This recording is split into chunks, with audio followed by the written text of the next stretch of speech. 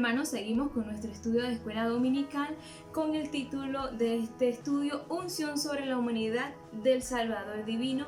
Y como hablamos en la primera parte, dando un pequeño resumen, comenzamos en el libro de Marcos 1 del 1 al 9, iniciando con un principio donde nos habla del ministerio desarrollado de Jesús y culmina con el bautismo de Juan en agua y el que daría nuestro Señor Jesucristo en el Espíritu Santo. Ahora vamos a la segunda parte de este estudio, que le colocamos como título El profeta que Dios usó para presentar a Jesús el Mesías. Nos vamos de una vez al libro de Marcos, donde venimos estudiando 1 del 9 al 11. Leemos la palabra de Dios honrando al Padre, al Hijo de la siguiente manera. Y el Espíritu Santo. Aconteció en aquellos días que Jesús vino de Nazaret de Galilea y fue bautizado por Juan en el Jordán, y luego cuando subió del agua vio abrirse los cielos y el Espíritu como paloma que descendía sobre él. Y vino una gran voz del cielo que decía: Tú eres mi Hijo amado, en ti tengo complacencia. Señor y Dios y Padre Celestial, te damos gracias por esta oportunidad que nos das de poder compartir con mis hermanos un poco, Padre, de tu palabra. Pedimos sabiduría, dirección, Dios mío, tú seas en nosotros todo lo que vayamos a hablar, Dios, en el nombre de Jesús. Amén. Como ya les había comentado, en esta segunda parte le colocamos como título El profeta que Dios usó para presentar a Jesús el Mesías, ¿verdad? En esta segunda parte tenemos el punto A como título: reconoció la divinidad de Jesús al bautizarlo. Si vemos, la Biblia no nos habla un informe detallado o algo desarrollado sobre el bautismo en agua, pero sin embargo podemos ver que en el Antiguo Testamento nos habla la palabra de Dios sobre las ceremonias sacerdotales donde el agua era utilizada para purificación. En algunos textos y algunos libros de la Biblia podemos encontrar Éxodo 29:4 nos habla, Éxodo 30:20, Éxodo 40:12, Levítico 15 completo. Este capítulo nos habla sobre lo que era utilizada el agua. Levíticos 16, 26, 28, número 19, 8 nos habla sobre lo que era utilizada el agua. En el periodo intertestamentario nos encontramos con el bautismo que se aplicaba a los prosélitos. ¿Quiénes eran los prosélitos? Eran personas extranjeras que querían aceptar la religión judía y estas personas eran bautizadas. Juan el Bautista, en el capítulo 4 del libro de Marcos, que estuvimos estudiando en la primera parte, dice: bautizaba a Juan en el desierto, ¿verdad? En este versículo nos habla sobre el primer administrador del bautismo en agua para arrepentimiento de pecados. En el versículo 5 dice Marcos 1:5: y salían a él todas las provincias de Judea y todas las de Jerusalén, y eran bautizados por él en el río Jordán conforme a sus pecados. Aquí vemos también el impactante testimonio de Juan el Bautista en este versículo, donde las personas venían a él para ser bautizados, arrepentidos de sus pecados. No solo iban a bautizarse porque sí, sino que las personas iban a ser una nueva persona, como bien lo dice la palabra del Señor. Las viejas cosas pasaron, he aquí todas son hechas nuevas. Por eso que cuando somos bautizados, hermanos, todo lo viejo pasó. Ya nosotros no, ese viejo hombre ya no existe, como dice la palabra de Dios: ya no vivo yo, mas vive Cristo en mí. Eso me dice a mí la palabra de Dios. Cuando somos bautizados, usted toma una decisión en su vida para vivir para Dios. Estas personas lo hacían de esta forma, lo hacían para vivir para Dios. Ahora nos encontramos ante una pregunta muy curiosa que se hacen muchas personas, y sé que usted muchas veces se la ha hecho, así como yo me la he tenido que hacer, y nos preguntamos por qué Jesús tuvo que ser bautizado. Vamos a estudiar un poquito sobre este tema y vamos a mencionar algunos ejemplos. Me hubiese gustado poderlos tener conmigo y escuchar sus ejemplos, que también me ayudarían a mí, ¿verdad? Podemos ver que en las versiones antiguas, en la Vulgata, se dice que Jesús buscaba a Juan para ser bautizado. Vamos allá al libro de Mateo 3, 14, donde dice: mas Juan se lo oponía diciendo: yo necesito ser bautizado por ti, y tú vienes a mí. Él le hacía esta pregunta, o sea, yo soy el que necesito. Pero vemos a un Jesús de una forma tan humilde, diciéndole a Juan que lo bautizara. Esta forma que actuaba Jesús era parte de su humanidad. Por eso vemos que una de las cosas que en Jesús podemos ver era su humanidad. Vamos al libro de Gálatas 4:4, nos dice la Biblia.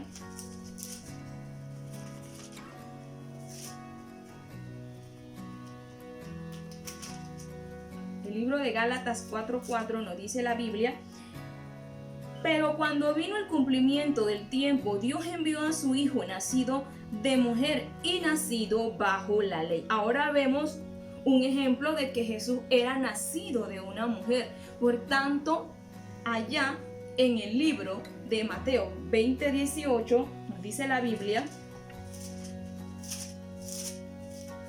para hacer las comparaciones, le menciono los versículos, dice: he aquí, subimos a Jerusalén y el Hijo de Hombre será entregado. La primer párrafo de este versículo de la Biblia. Ahí vemos que Jesús también, como hombre, convenía que fuese bautizado, porque la Biblia dice que había nacido, era nacido de mujer bajo la ley. Entonces, para que nos hacemos a veces muchos esa interrogante, ¿por qué Jesús tenía que ser bautizado? Nos encontramos con muchos ejemplos en la Biblia, y el mismo Jesús allá en el libro de Juan 3:6 decía: lo que es nacido de la carne es, y lo que es nacido del espíritu, espíritu es.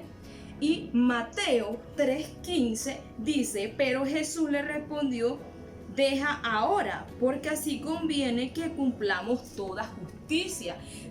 Jesús estaba reconociendo que él tenía que cumplir toda la ley justa sobre la tierra como hombre. ¿Por qué lo tenía que hacer? Porque más adelante podíamos ver al enemigo, que el Señor lo reprenda, el diablo, viniendo a cuestionar a Jesús de que hablaba sobre el bautismo y él no lo habría hecho.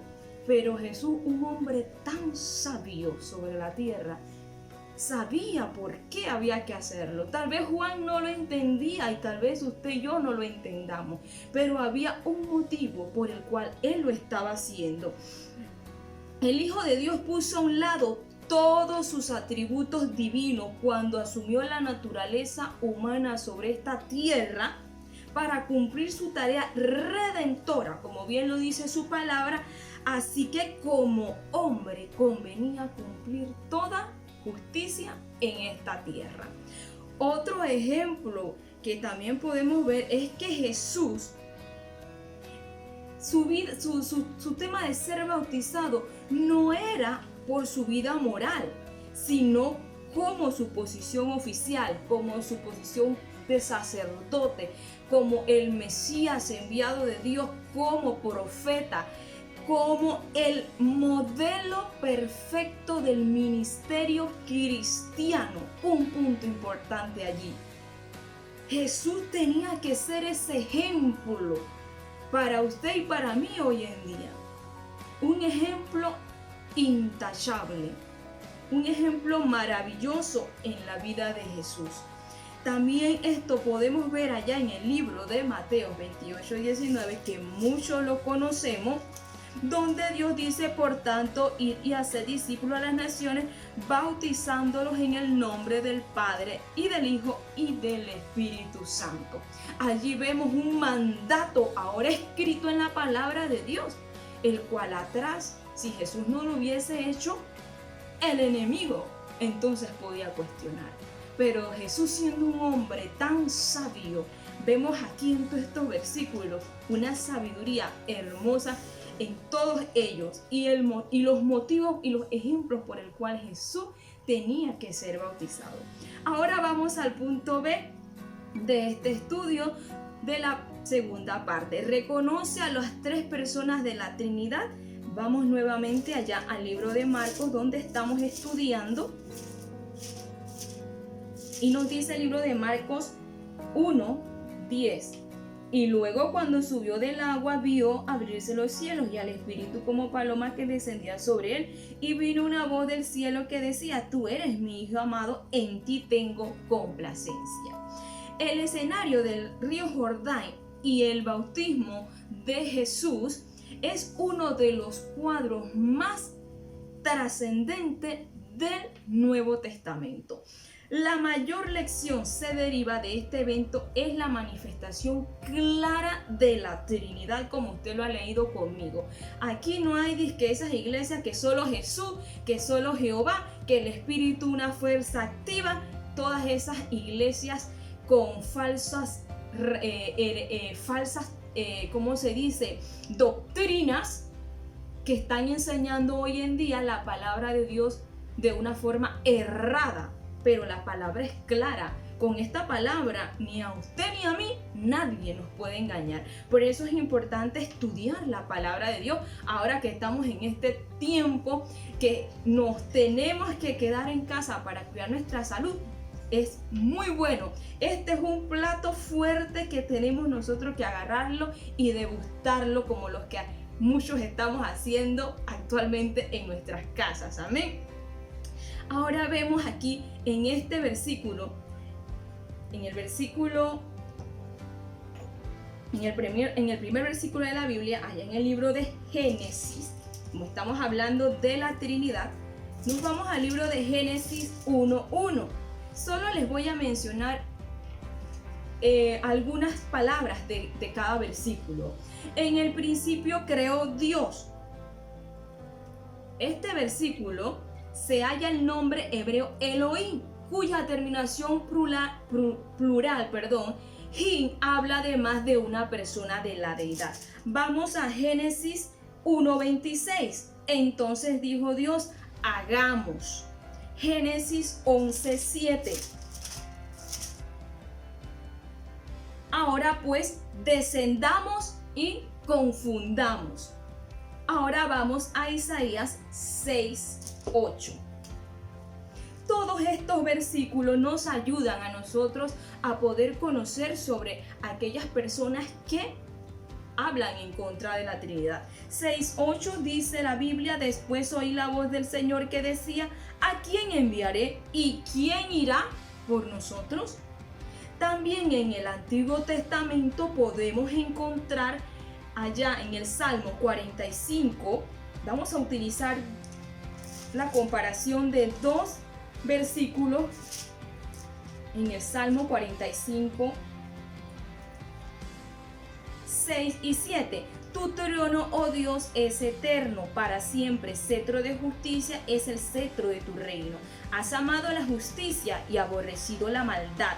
Por tanto, te ungió Dios, el Dios tuyo, con óleo de alegría más que a tus compañeros. Ahora vamos a Hebreos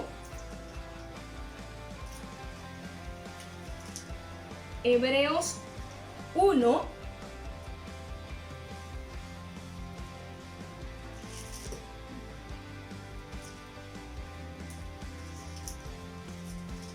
Hebreos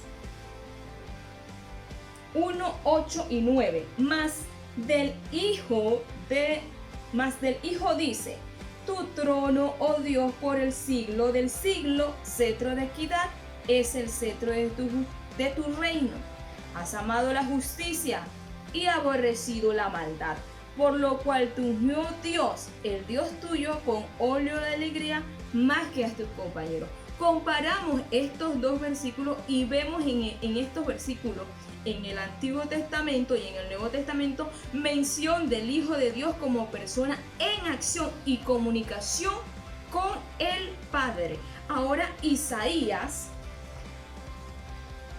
que tengo bastantes versículos separados aquí con unos papelitos que me ayudan. Isaías 48:16 dice la palabra de Dios: acercaos a mí, oíd esto, Desde el principio no hablé en secreto desde que eso se hizo. Ahí estaba yo y ahora me envió Jehová el Señor y su Espíritu Santo. Ahora el Espíritu Santo, a quien se le asigna participación también en los actos con el Padre, y aquí encontramos este versículo. Aquí tenemos a la Trinidad de una manera muy definida, hermano. Usted, cuando le vengan con esos cuentos de que solo es Jesús, aquí tenemos estos versículos claves para que usted los marque y los estudie.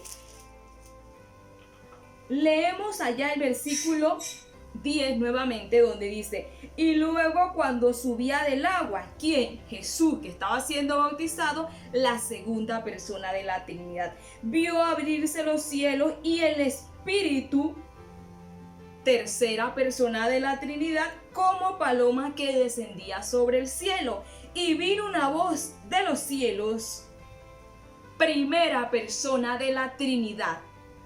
Estos versículos son unos versículos claves donde usted y yo, cualquiera que le viene a hablar de que la Trinidad no existe y que todos estos cuentos que se inventa el diablo, usted los puede marcar y los puede hacer su pequeño estudio de los versículos que nos hablan sobre la Trinidad. Pero vea algo, lo que sonó más fuerte aquí fue: y vino una voz de los cielos que decía: tú eres mi Hijo amado. Aquí vemos de una manera clara a Dios. Note algo que el escritor concentra la atención en este versículo. Cuando dice: tú eres mi Hijo amado, era como diciendo la aprobación del sello allá en el cielo de que Jesús era la persona que Dios había escogido para cumplir la misión por la cual había sido enviado a la tierra. Que el Señor les bendiga y nos vemos el próximo domingo en nuestra tercera parte de este estudio de Escuela Dominical. Y recuerde, usted quédese en casa.